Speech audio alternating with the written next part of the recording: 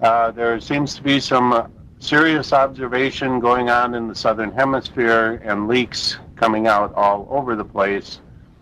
It does appear that groups of military and professional astronomers are openly active, let's say, at the Wormwood location in Australia. Well, of course, it's what I've been saying all along. The indicators were all there, and now there are reports that a mini solar system is coming into ours. Basically, you are on your own. Be prepared. That's the best thing I can tell you. And as far as I would suggest that number one, you need clean water. Number two, you need your own supply of food.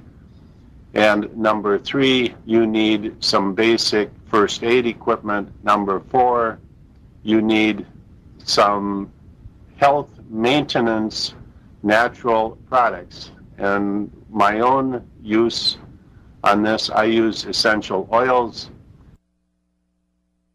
Years, as I've advised people through this era of awaiting a extra solar system object, and by the way, there are many of them. There is not just one. This is what scientists are starting to find out, and of course, they're not telling the public. And it does appear, I've been saying this all along, it now appears that there are leaks excuse me, coming out of the southern hemisphere of the number of astronomers down there looking at what they are calling a mini solar system moving into ours. This is what apparently Harrington saw back in the early 90s, and in the forefront was, of course, Hale-Bopp, but the comet nucleus that eventually became Hale-Bopp, somewhat of a mini solar system in its own right, but certainly much smaller than the much bigger object coming in behind it. And this would be coming in from the southern hemisphere. The point is, forget about dates. As I said last week and the week before, don't worry about dates, or don't worry about internet chatter. Don't think you're going to all of a sudden wake up someday and hear on the evening news that, gee, a big object is coming in, and here's the date it's going to be here, folks. That is not going to happen. That's not going to happen on the evening news. My advice is simply to be prepared. If you are not prepared, then what are you thinking about?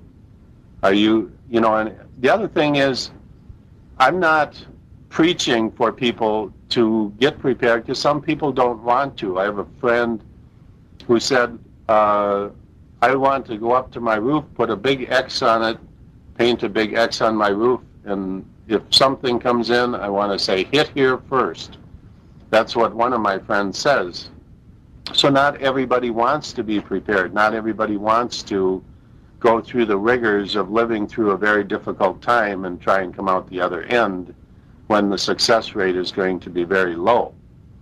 So at any rate, but man is a survivor. He's historically been a survivor. The fact that we are here today is a testament to the fact that man has been a survivor. Our space dollars are being completely diverted into little private, very exclusive space programs of the elite. They're not going to share it with you. They're not going to share their cave systems with you.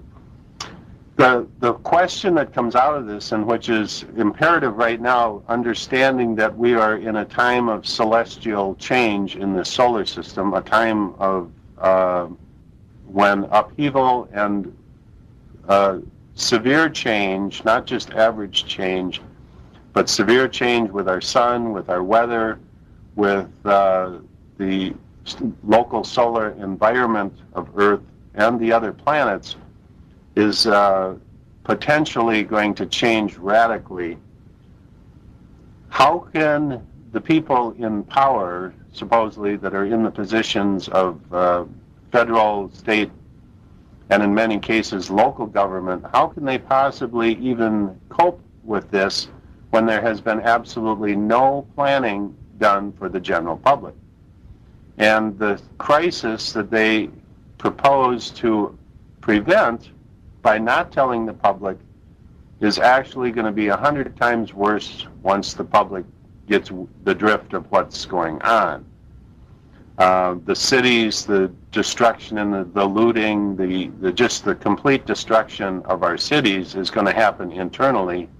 You wouldn't have to bring an army in here because the cities will self-destruct on their own. People have not been taught a little thing called personal responsibility, how to take care of yourself and your neighbor and make the best out of a bad situation.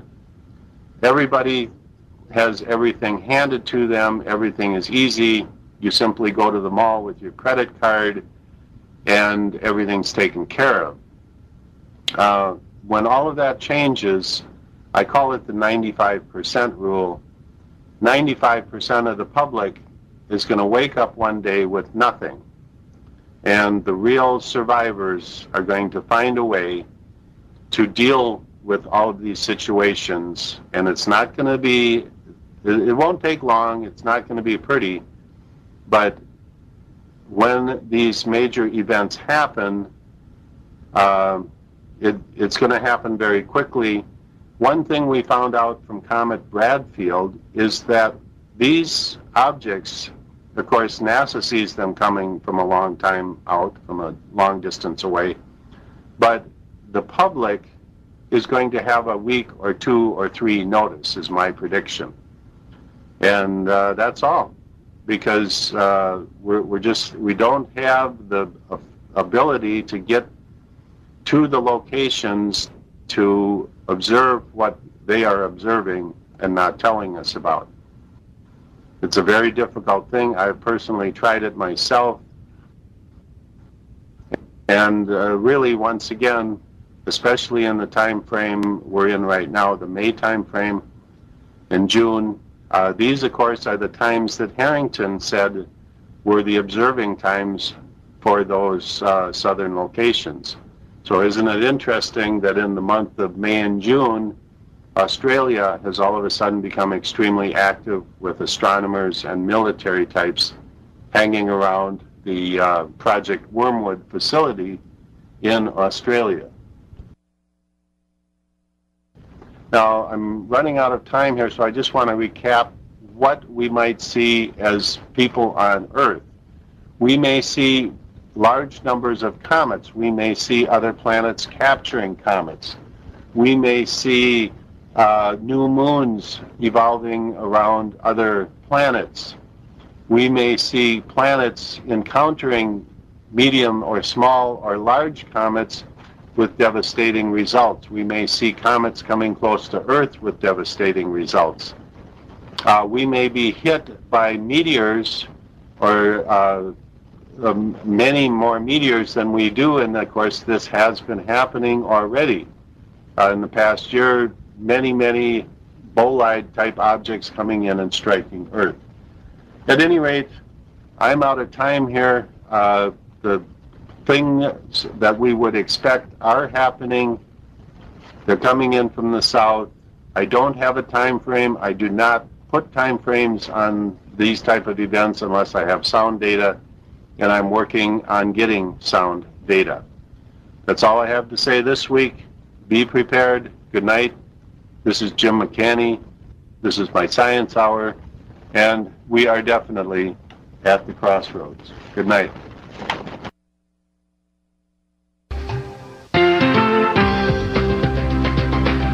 Live from the Weather Channel, this is Weather Center. Light in this surveillance video from Washington State is under investigation. The National Weather Service ruled out all weather-related reasons for this flash. Military officials believe a meteor may have shattered as it passed through the atmosphere. Welcome back to the Weather Channel Evening Edition. I'm Dave Schwartz.